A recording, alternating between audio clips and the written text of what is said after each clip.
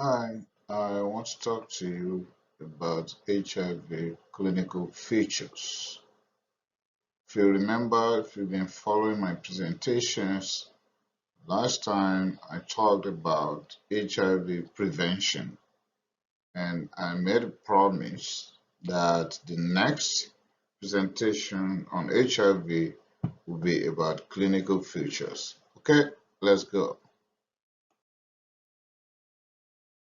HIV is mostly asymptomatic in almost 50% of infected people at the early part of the infection.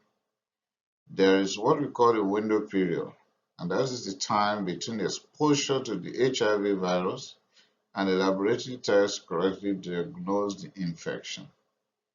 In the past, it used to be as long as 6 months, but we now have newer HIV tests available in advanced countries. So the gap is closing now, but the window period is still available.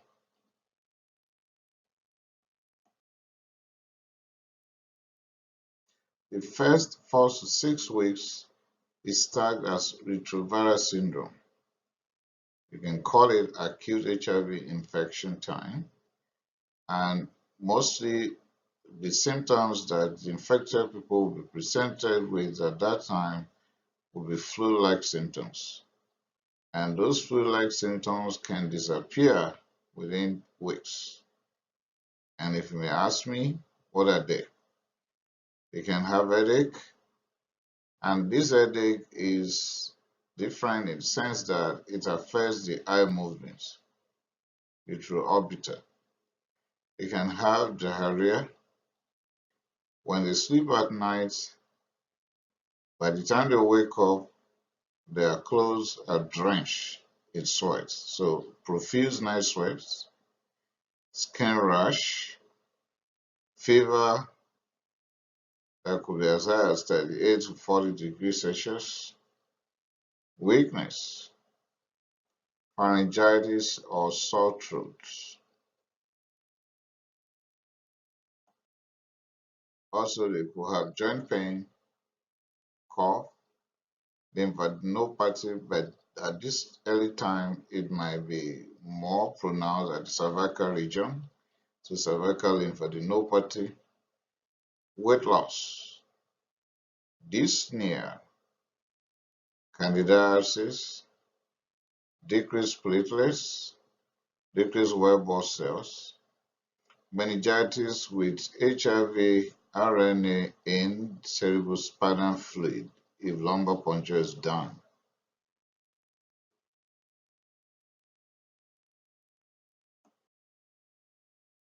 After the acute phase, then the asymptomatic latent stage sets in. At this stage, no symptoms. Then what happens? HIV grows and divides. Where? In the lymph nodes. That is why we have generalized lymphadenopathy.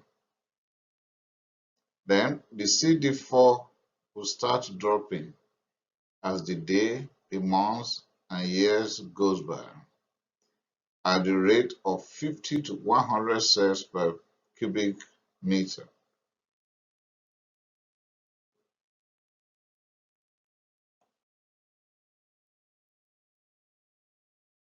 There is a major landmark of 10 years. At about that time, about 50% would have developed AIDS, but about 30 would have decreased in symptoms. You know, I mean, they will not be having the symptoms persistently anymore, and about 20% will have no symptoms at all. So this cry up and down about HIV is death sentence is actually not so for everybody. Some have good immunity, are feeding well, some are taking their medications, and so on and so forth. But after 10 years, something drastic will likely happen.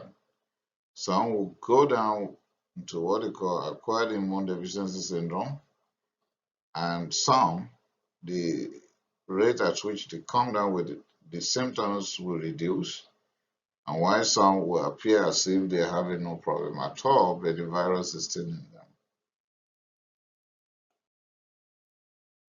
Now, we want to talk about AIDS. AIDS is acquired immune deficiency syndrome.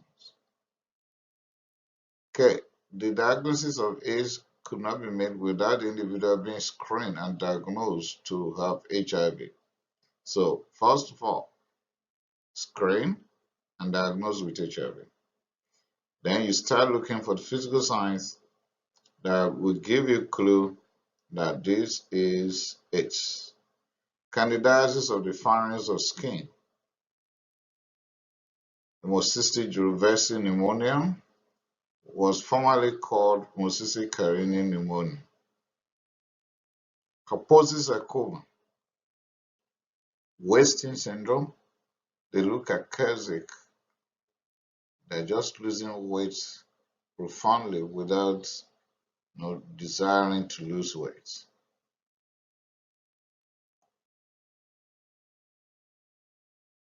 When the CD4 count is still 500 cells or less, you'll be battling with shingles, candidiasis, perileucoplakia, seborrheic dermatitis, Kaposi sarcoma, abbreviated as KS, recurrent pneumonia, tuberculosis. Let me emphasize CD4. CD4 is the marker that we follow to determine how bad the HIV status or AIDS of this individual is. If the CD4 count is greater than 500 to 1,100 cells, we are fine. But once it is less than 500, then we begin to watch out for all these features in the affected individual.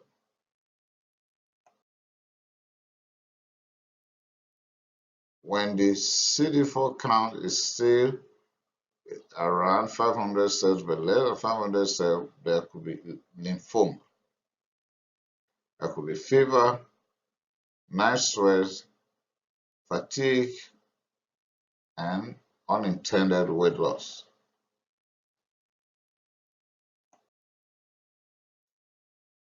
Okay, but when the CD4 count drops below 200, then we have problem with the lungs and fungal infections.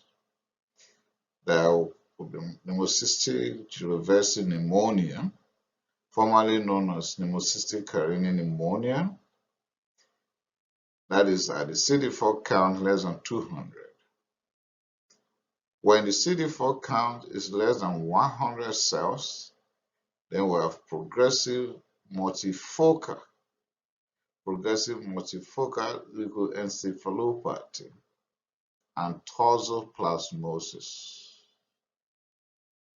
And the situation will be worse when the CD4 count is less than 50 cells.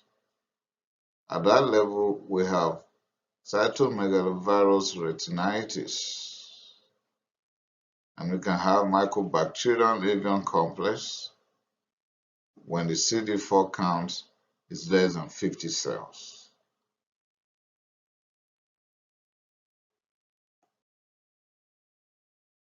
Okay, what is next on my presentation as far as HIV is concerned? The other time when I made a promise that the next after prevention would be the clinical features. Now we've gone through the clinical features briefly. So the next will be how to make a diagnosis of HIV infection and of course the treatment. So watch out for my next presentation. Subscribe to my channel. I promise that you're going to get it immediately that it's published. Thank you.